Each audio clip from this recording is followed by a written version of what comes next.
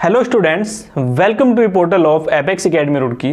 सो student, last class में हमने new chapter start किया था जिसका नाम है first law of thermodynamics in bracket conservation of energy. इस चैप्टर में हमने सबसे पहले डिस्कस किया था कंजर्वेशन ऑफ एनर्जी और historical background of first law of thermodynamics. वहाँ पर दो साइंटिस्ट के बारे में हमने पढ़ा था, मेयर साहब के बारे में और जूल्स के बारे में। तो जूल्स साहब ने जो एक्सपेरिमेंट किए थे, उन एक्सपेरिमेंट के जो रिजल्ट थे, जो कॉन्सिक्वेंसेस थे, वो हमने लास्ट लेक्चर में स्टार्ट किए थे। और फर्स्ट कॉन्सिक्वेंस क्या था आपका? Heat transfer is a path function. चलिए आज हम कंटिन्यू करते हुए देखते हैं यहाँ पर सेकेंड कॉन्सिक्वेंस। सेकेंड कॉन्सिक्वेंस क्या आएगा आपके पास में? Energy is a property. Second consequence क्या आएगा आपके पास में? Energy is a property, is a property. ये सेकेंड कॉन्सिक्वेंस क्या है आपके पास में? Energy is a property. चलिए, तो वहां पर जो लास्ट इक्वेशन आपके पास में आई थी, इक्वेशन क्या थी आपके पास में? D dash Q 2b1 minus के D dash Q 2c1 is equal to D dash Q ये क्या आएगा आपके पास में यहाँ पर? D dash W 2b1 minus के डी डैश डब्लू 2c1। और ये इक्वेशन किस साइकिल के लिए आई थी? ये इक्वेशन आई थी आपके पास में, ये क्या है आपके पास में 1, ये क्या है आपके पास में 2। ये पाथ क्या है आपके पास में? B, ये पाथ क्या है आपके पास में? C। ये 2 प्रोसेस साइकिल है आपके पास में। तो यहां से ये इक्वेशन आई थी आपके पास में D dash Q 2b1 minus के D dash Q 2c1 is equal to D dash W 2b1 minus के डी डैश डब्लू 2c1। और टॉपिक क्या है आपका? Energy is a property, right. चलिए, अगर हम इस इक्वेशन को लिखें कि डी डैश क्यू 2b1 और इधर से हम इसको शिफ्ट करें माइनस के D dash W 2b1 is equal to, ये इधर जब जाएगा क्या हो जाएगा? Plus D dash Q 2c1 minus के डी डैश डब्लू 2c1। यहां तक तो क्लियर होगा आपको। अब क्या है, ये जो हीट ट्रांसफर होगी, जो वर्क ट्रांसफर होगा, किसके लिए? पाथ 2b1 के लिए, और ये किसके लिए? पाथ 2c1 के लिए। चलिए, इसको ऐसे भी लिख सकते हैं कि डी डैश क्यू माइनस के डी डैश डब्लू, ये किसके लिए? Path 2b1 is equal to D dash Q minus के डी डैश डब्लू, ये किसके लिए है? पाथ 2c1 के लिए। अब ये क्या है? पाथ 2b1 के लिए, ये क्या है? पाथ 2c1 के लिए। अब देखिए स्टूडेंट, क्या है कि मान लीजिए कि यहां पर इस पर्टिकुलर पॉइंट पर ये आपका घर है होम, और यहां से यहां तक ये आपका ऑफिस बोल लो इसको, आप ट्यूशन बोल लो इसको, या आप कॉलेज बोल लो, या एकेडमी बोल लो। यहां से यहां तक क्या है? ये क्या है? मान लीजिए यहां पर इसका ऑफिस। अब क्या होगा कि ये जो बंदा है यहां से जर्नी स्टार्ट करेगा और होम टू जाएगा ऑफिस, यहां पर ये पाथ मान लीजिए क्या है आपके पास में? Path P। और होम से ऑफिस तक जाने के लिए उसके पास में 2 रास्ते हैं। एक पाथ क्या है आपके पास में? B, और यहां से वो ऐसे भी जा सकता है।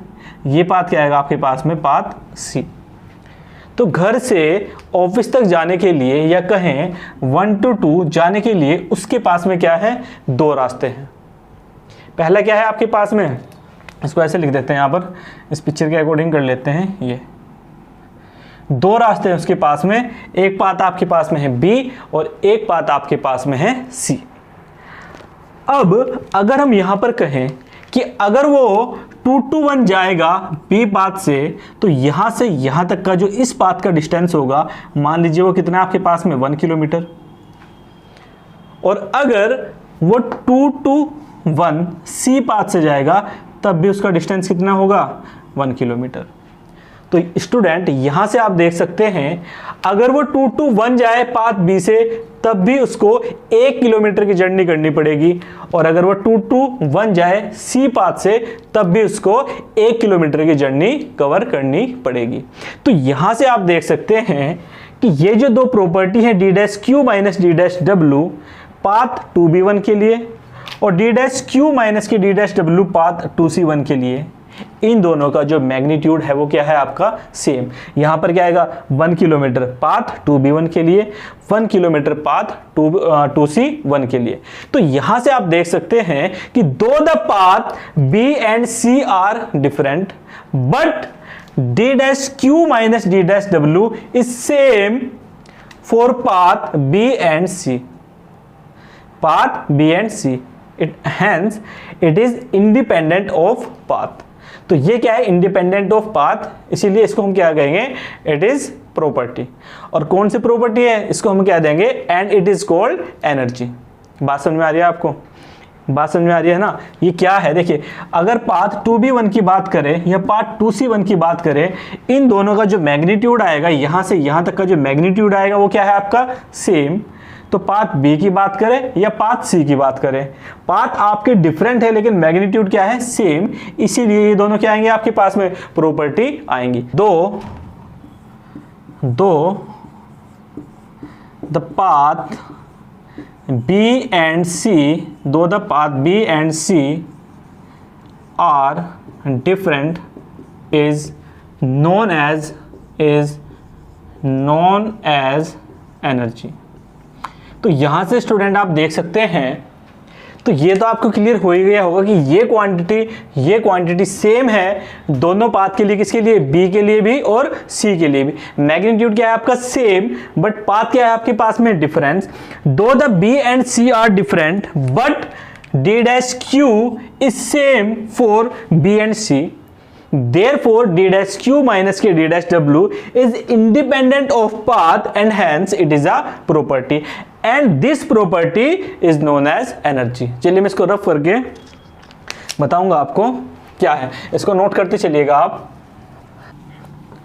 तो यहां से क्या आएगा आपके पास में, क्या पता चला कि जो पाथ है आपके पास में, देखिए यहां पर d dash q माइनस के d dash w ये किसके लिए पाथ 2b1 के लिए is equal to d dash q minus के d डैश w ये किसके लिए है आपका 2c1 के लिए, और इसको हम रखेंगे इज इक्वल टू de। ये क्या है आपके पास में एनर्जी। अब यहां से हम बात करेंगे किसकी, मान लीजिए ये आपके पास में क्या था 2, ये क्या है आपके पास में 1, ये क्या है आपके पास में b। यहां पर b की बात करें या c की बात करें, मैग्नीट्यूड क्या है आपका सेम ही रहेगा। तो यहां से देखिए कि d डैश q माइनस के d डैश w किसके लिए आएगा 2b1 is equal to de। ये कह सकते हैं यहां पर कि d dash q is equal to de plus के d डैश w, और ये किसके लिए आपके पास में 2b1 के लिए, किसके लिए आएगा आपके पास में 2b1 के लिए। तो ये क्या है, it is the beauty of thermodynamics. देखिए ब्यूटी क्या है कि हमने फर्स्ट लॉ ऑफ थर्मोडायनेमिक्स को स्टार्ट किससे किया, साइकिल से। साइकिल से हमने स्टार्ट किया और यहां पर ये जो इक्वेशन आई आपके पास में ये किसके लिए आई, प्रोसेस के लिए, क्योंकि ये क्या है 2 to 1 एक प्रोसेस और साइकिल के लिए कितने चाहिए होते हैं 2 प्रोसेस। ठीक, तो यहां से दिस इक्वेशन इज, इसको आप नोट कर लीजिएगा, this is the first law of equation, this is the first law of thermodynamics equation for any process. तो ये क्या है आपके पास में, this is the first law of thermodynamics equation for any process. अब यहां पर ये जो वर्ड आपके पास में आएगा एनी प्रोसेस का, ये जो वर्ड आपके पास में आएगा यहां पर any process, any process means वो रिवर्सिबल भी हो सकता है और इरिवर्सिबल भी। तो दिस इक्वेशन, ये जो फर्स्ट लॉ ऑफ थर्मोडायनेमिक्स की इक्वेशन है, valid for any process, reversible और इरिवर्सिबल दोनों के लिए इस इक्वेशन को हम अप्लाई कर सकते हैं। चलिए कुछ इंपॉर्टेंट पॉइंट मैं आपको बता दूं अब इसके लिए, इसको रफ कर देते हैं कि द इक्वेशन कौन से आपके पास में, the equation d dash w is equal to dE plus PdV। अब ये जो यहां से आपके पास में इक्वेशन आई d dash w is equal to dE plus के PdV is valid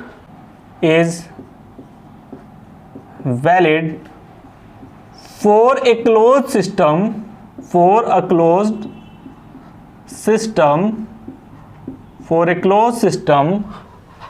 undergoing a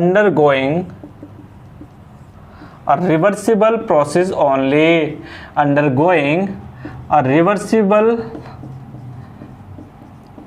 process only, because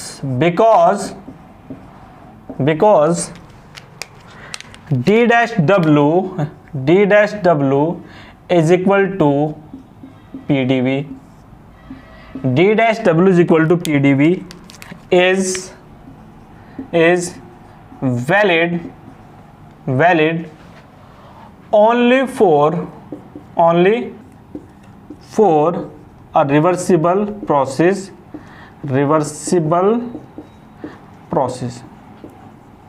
देखिए स्टूडेंट, जब हमने थर्ड चैप्टर में d dash w is equal to PdV हमने वर्क कैलकुलेट किया था, उसके लिए कंडीशन क्या थी कि work should cross the boundary, process क्या होना चाहिए, रिवर्सिबल, सिस्टम क्या होना चाहिए आपके पास में, क्लोज्ड सिस्टम।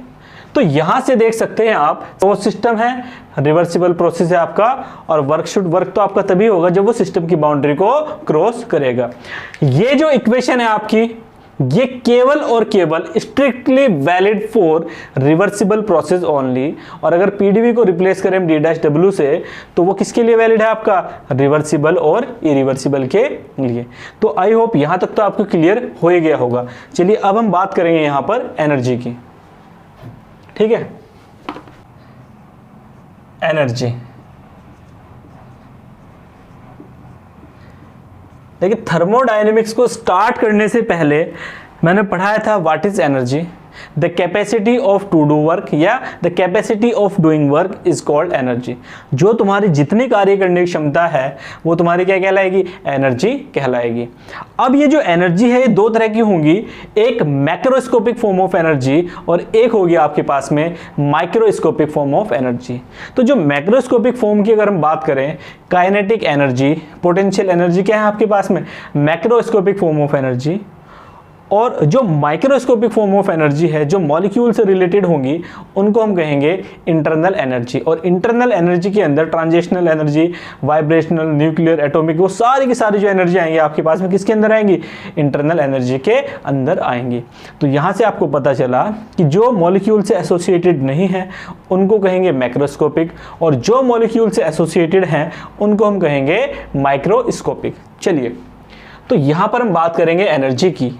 देखिए स्टूडेंट, यहाँ पर क्या है कि मान लीजिए ये आपके पास में यहाँ से एक रोड जा रही है कुछ इस तरीके से, और ये क्या है आपके पास में इसका एक डेटम। मान लो प्लेन एरिया से एक बस जो है वो हिल एरिया में जाएगी, और ये क्या है रोड, इस रोड पर ये क्या है आपकी एक बस, कि ये रोड है, इस रोड पर एक ये बस जा रही है, और इस बस के अंदर ये कुछ बैठी हुई है सवारियां टाइप की, पैसेंजर ये, और यहां पर बैठा हुआ उनका एक ड्राइवर।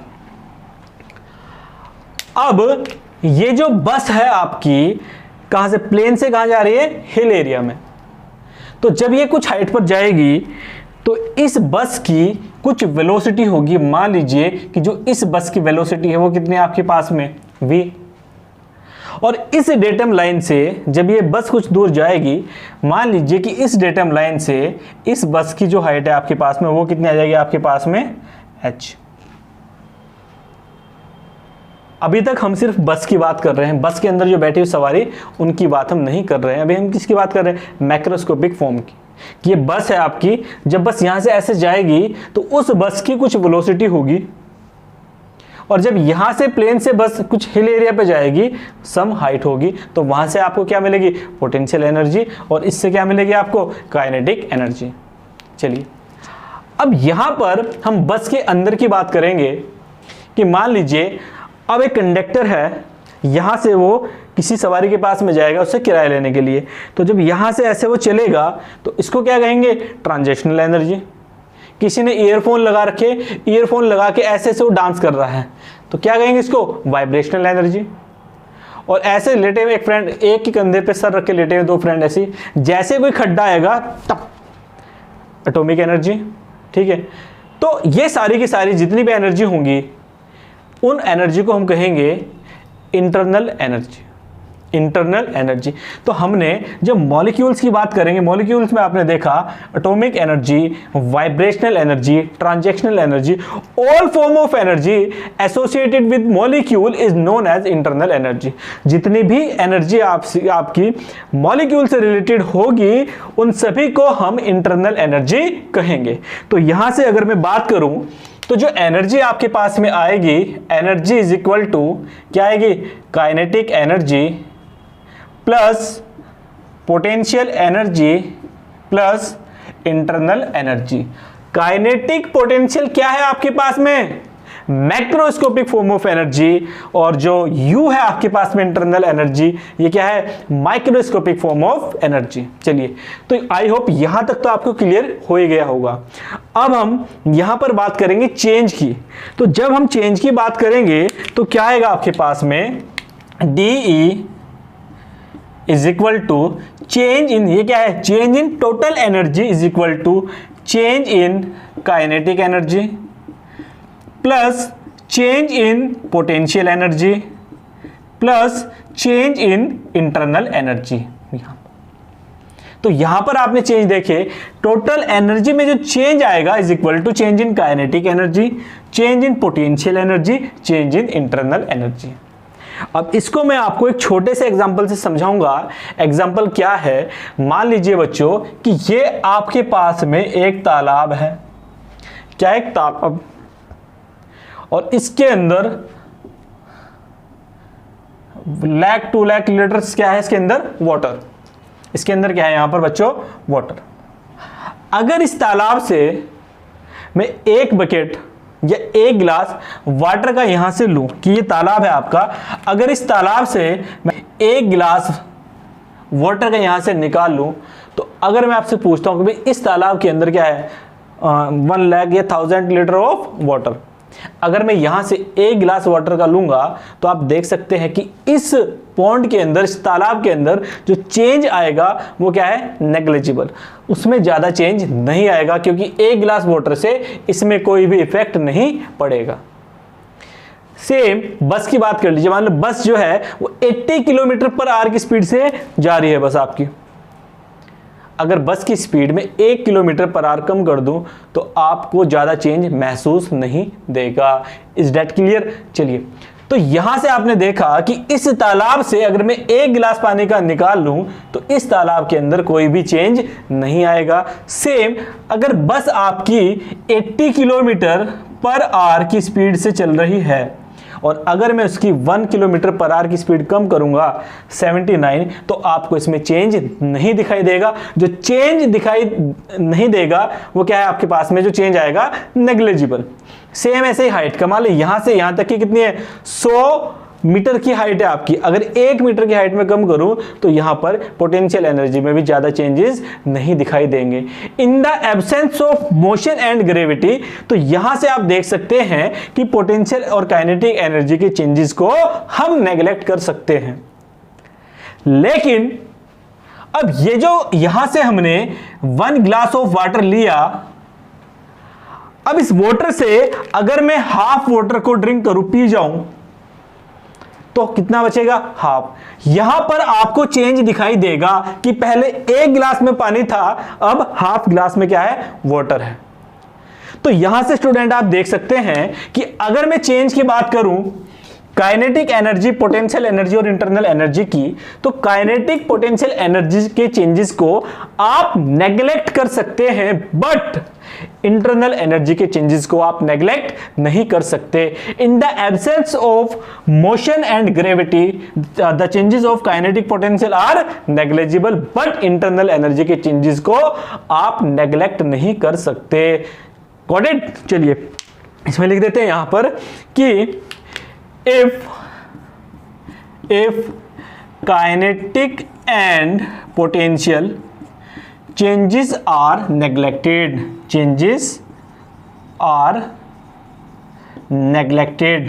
जब आप इनकी चेंजेस को आप नेग्लेक्ट करोगे, कब?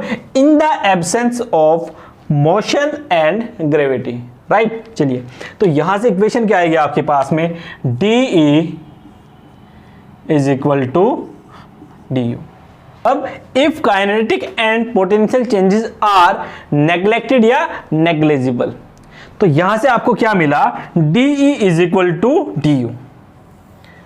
और फर्स्ट लॉ ऑफ थर्मोडायनेमिक्स की इक्वेशन के लिए जब अप्लाई करेंगे तो क्या आएगा, D' Q is equal to DU plus D' तो बेटा यहां से इक्वेशन आएगी आपके पास में, जिसको आप पढ़ते हैं थर्मोडायनेमिक्स के अंदर, first law of thermodynamics equation, D' is equal to DU plus D'।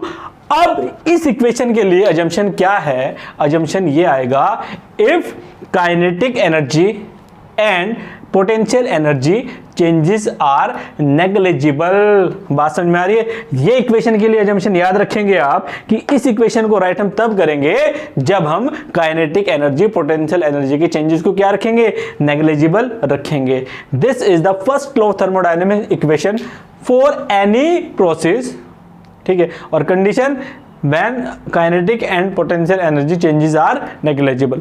चलो इसको मैं रफ करके वो लाइन लिख देता हूं, आप उसको नोट कर लीजिएगा, राइट। ये जो इक्वेशन आपके पास में आएगी, D' Q is equal to DU plus D' ये जो इक्वेशन आपके पास में आई, इसको रेडिंग से आप नोट करके लिखेंगे, the equation this is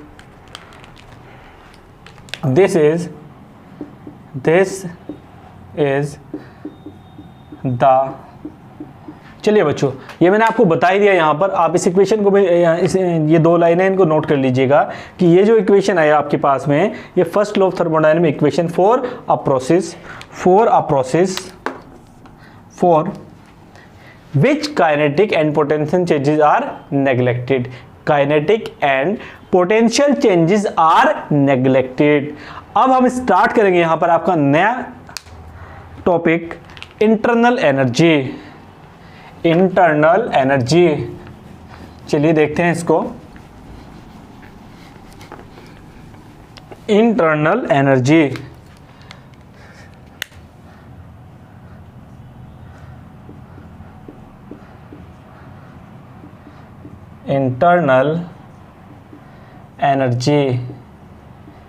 in bracket capital U। देखो आइडिया तो आपको हो ही गया होगा कि what is internal energy. All form of energy associated with molecule is known as internal energy. जितनी भी एनर्जी एसोसिएटेड विद मॉलिक्यूल, जो मॉलिक्यूल से एसोसिएटेड होगी, it is called internal energy.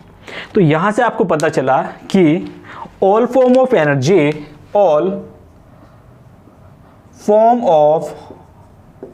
all form of energy associated with molecule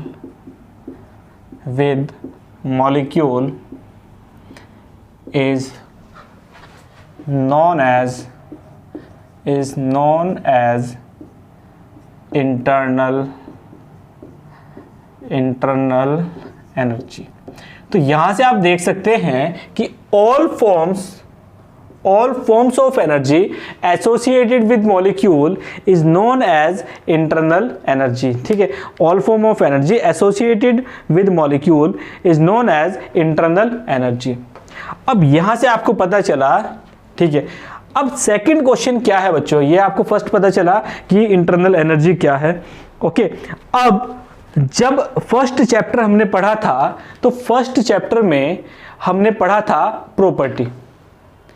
तो property क्या है आपकी, दो तरह की प्रॉपर्टी होंगी, एक आपके पास में इंटेंसिव प्रॉपर्टी, एक होगी आपके पास में एक्सटेंसिव प्रॉपर्टी।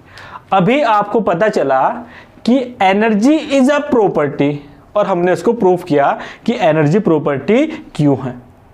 अब दूसरा सवाल यह है कि अगर एनर्जी प्रॉपर्टी है तो वो किस तरह की प्रॉपर्टी होगी, वो इंटेंसिव है या एक्सटेंसिव। तो इंटेंसिव प्रॉपर्टी वो प्रॉपर्टी है जो इंडिपेंडेंट ऑफ मास और साइज, और extensive property dependent of mass और साइज। चलिए एक छोटे से एग्जांपल से मैं आपको समझा दूं, ठीक है। मान लीजिए ये एक क्लासरूम है यहां पर, और इस क्लास के अंदर मैंने नंबर ऑफ स्टूडेंट बैठे हुए, यहां पर बहुत सारे स्टूडेंट हैं बैठे हुए। अब यहां पर एक स्टूडेंट का नाम बोल दो आप रोहन, और एक स्टूडेंट का नाम बोल दो यहां पर आप सोहन। कि लेक्चर जैसे ही कंप्लीट हुआ इन दोनों की आपस में एक लड़ाई हुई, और लड़ाई इनकी अच्छी खासी हुई। तो लड़ाई के बाद इनको डांट फटकार लगाई टीचर ने और इनको घर पर भेज दिया। चलिए अब शाम के टाइम रोहन जो है, ये मान लीजिए क्या एक आइसक्रीम की शॉप, और रोहन जो है अपने फ्रेंड के साथ में खड़े होकर, मान लीजिए ये क्या आपके पास में रोहन और ये इसके पास में इसके 5-6 दोस्त खड़े हुए हैं और मजे से आइसक्रीम खा रहा है यहां पर खड़ा होकर। अब जैसे ही सोहन, ये रोड है, ये जैसे ही सोहन इस रोड से गुजरेगा और कुछ टाइम के बाद उसको रोहन दिखाई देगा और रोहन के कुछ फ्रेंड दिखाई देंगे। मतलब ये क्या है, जो फ्रेंड क्या है, छोटे छोटे मॉलिक्यूल। तो जैसे ही सोहन को रोहन के फ्रेंड्स दिखाई देंगे, तो जैसे वो दिखाई देंगे यहां सीधा ना जाके वो डायरेक्ट क्या करेगा, यहां से कट मार लेगा। क्योंकि सुबह उसकी क्या हो रखी है, क्लास के अंदर लड़ाई हो रखी है कि वो अगर वहां पर जाएगा तो वो पिट भी सकता है। लेकिन अगर यहां पर सोहन के साथ में भी उसके कुछ फ्रेंड हैं, ये तो वो यहां से कट ना लेके डायरेक्ट यहां पर जाएगा और कॉलर ऐसे करके, हाँ भाई आइसक्रीम मेरे को भी दो। तो यहां से आप क्या समझे कि ये जो रोहन है इसके पास में कितने मॉलिक्यूल है, 5 मॉलिक्यूल। स्टार्टिंग में सोहन के पास में कोई भी मॉलिक्यूल नहीं था, उस टाइम वो डरा हुआ था, डायरेक्ट ना जाके उसने एक रास्ते से कट कर लिया। लेकिन जैसे सोहन के पास में भी कुछ फ्रेंड हैं, उसके पास में मॉलिक्यूलर एक्टिविटी बढ़ी, तब वो चौड़ा होके जाएगा और आइसक्रीम, भाई आइसक्रीम मेरे को भी दो। तो इसका मतलब क्या है कि जो इंटरनल एनर्जी है वो मॉलिक्यूल्स पे डिपेंड करेगी, उसके मास पर डिपेंड करेगी। अगर इंटरनल एनर्जी उसके मॉलिक्यूल और उसके मास पर डिपेंड करेगी, it is called extensive property. ये तो आपको क्लियर हो गया होगा कि अगर वो उसके मास पर, देखिए अगर ये उसके पास में फ्रेंड नहीं थे तो वो इस तरह से कट मार रहा था। अब उसके पास में मॉलिक्यूलर एक्टिविटी बढ़ी, जब इसके पास में मॉलिक्यूलर एक्टिविटी बढ़ेगी तो यहां से कट ना मार के ये क्या जाएगा, आगे जाएगा। तो यहां से आप देख सकते हैं कि internal energy is an extensive property. Internal energy क्या है, एक्सटेंसिव प्रॉपर्टी। चलिए लिख देते हैं इसको यहां पर कि क्या आएगा आपके पास में यहां पर, internal energy, internal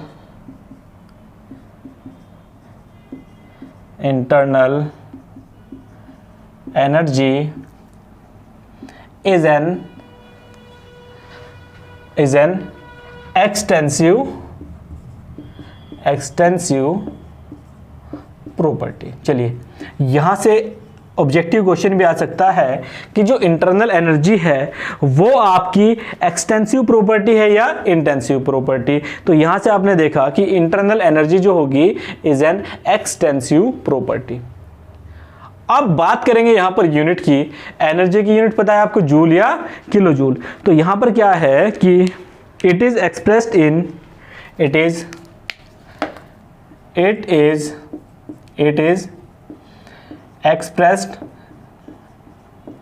expressed in kilo joule. It is expressed in kilo joule. Okay, तो आई होप यहां तक तो आपको पता चल ही गया कि इंटरनल एनर्जी क्या है और ये कौन सी प्रॉपर्टी है, इंटेंसिव या एक्सटेंसिव। तो ये कौन सी प्रॉपर्टी है आपकी, एक्सटेंसिव प्रॉपर्टी, और it is expressed in kilo joule. चलिए नेक्स्ट यहां पर हम देखेंगे specific internal energy. Specific internal energy, और इसको हम रिप्रेजेंट करेंगे स्मॉल यू से। देखिए अब यहाँ पर हम बात करेंगे स्पेसिफिक इंटरनल एनर्जी की। इंटरनल एनर्जी पर यूनिट मास, अगर हम बात करें internal energy per unit mass, internal energy per unit mass is known as specific internal energy, and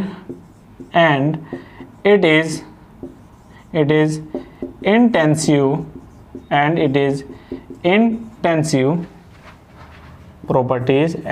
intensive properties, एक second, properties, it is generally expressed in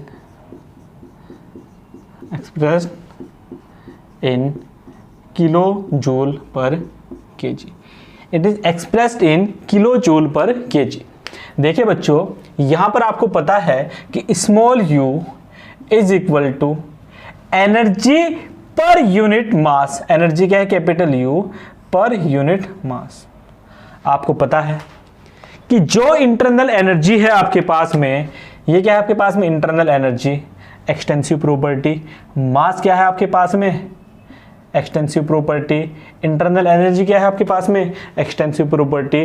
the ratio of two extensive properties is known as intensive property. किन्हीं भी दो extensive property का जो ratio होगा, it is called intensive property. तो यहां से आपने देखा कि जब वर्ड आएगा आपके सामने स्पेसिफिक इंटरनल एनर्जी, स्पेसिफिक अभी पढ़ाऊंगा एंथैल्पी, स्पेसिफिक वॉल्यूम, तो वो सभी की सभी क्या होंगी आपके पास में, इंटेंसिव प्रॉपर्टी होंगी, इंटेंसिव प्रॉपर्टीज होंगी। चलिए नेक्स्ट यहां पर हम स्टार्ट करेंगे थर्ड कॉन्सिक्वेंस। थर्ड कॉन्सिक्वेंस क्या है, energy of an isolated system is always constant. Third consequence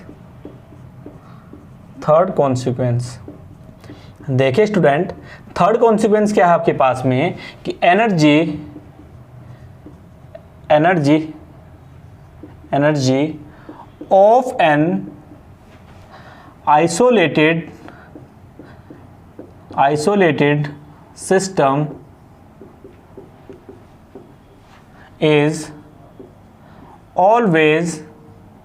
system is always constant. Third consequence क्या आएगा आपके पास में कि energy of an isolated system is always constant. चलिए देखते हैं इसको यहां पर कि जो एनर्जी होगी आइसोलेटेड सिस्टम की, वो हमेशा क्या होगी, कांस्टेंट होगी। देखिए मान लीजिए ये क्या है आपके पास में यहां पर, आइसोलेटेड सिस्टम,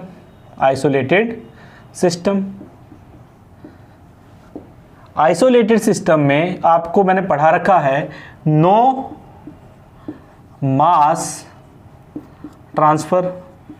आइसोलेटेड सिस्टम में ना तो कोई मास ट्रांसफर होगा, no energy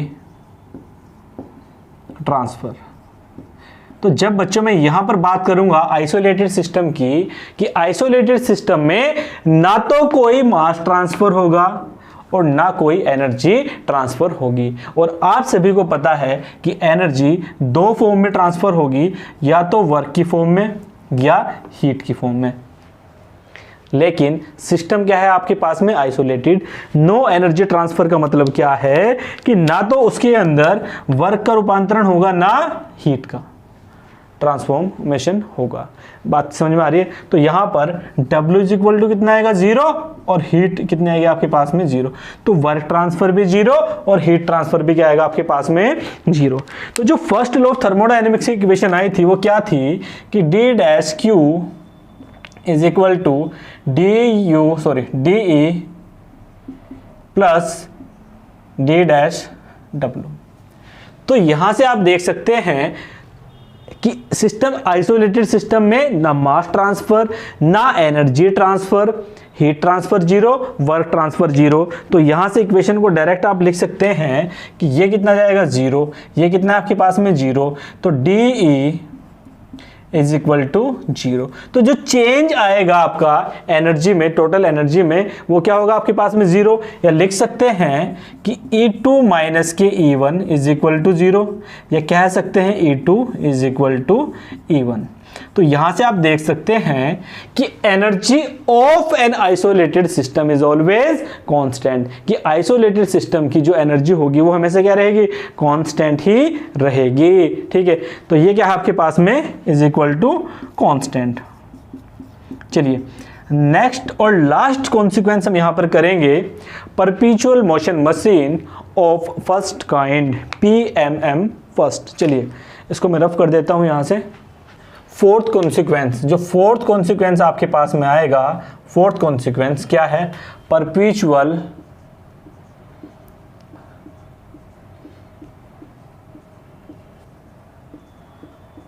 motion machine for first kind, in bracket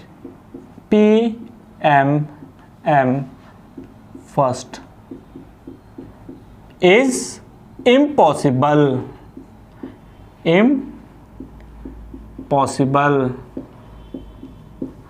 तो देखिए स्टूडेंट, टॉपिक क्या है आपके पास में कि perpetual motion machine for first kind. तो यहां पर अगर मैं परपेचुअल की बात करूंगा तो इसका मतलब क्या है आपके पास में, कॉन्टिन्यूअस।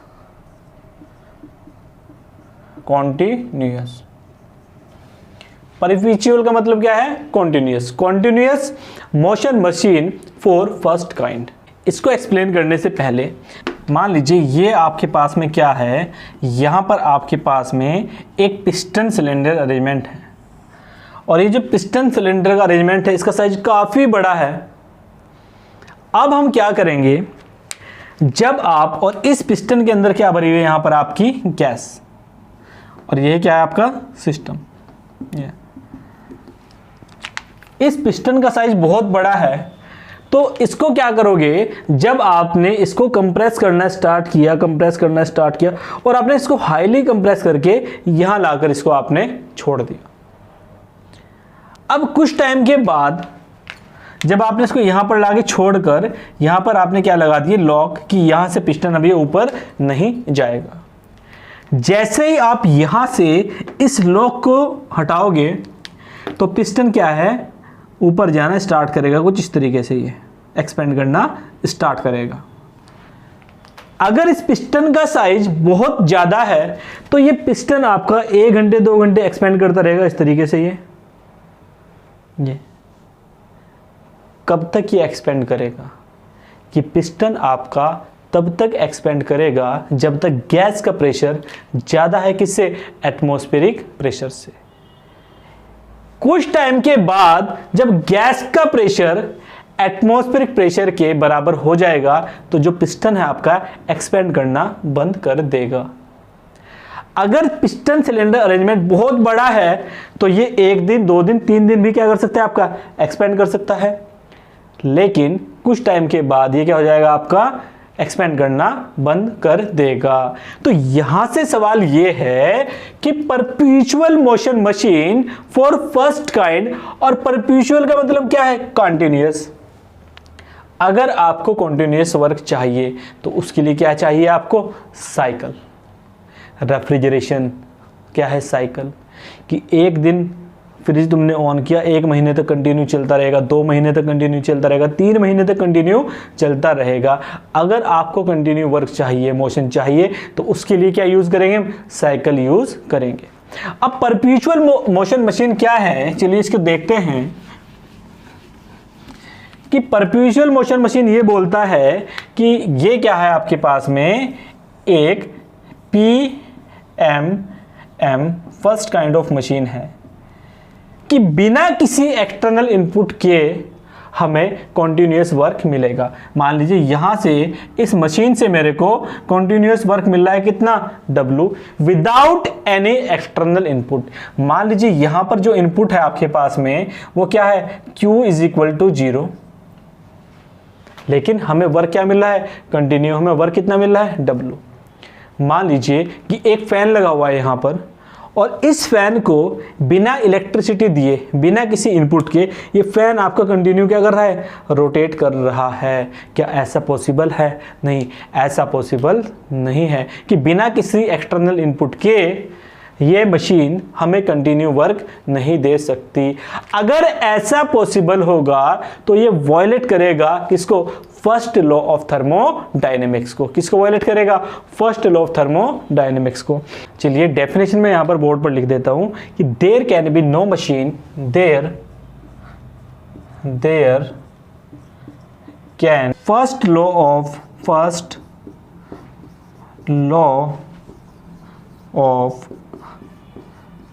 थर्मोडायनेमिक्स।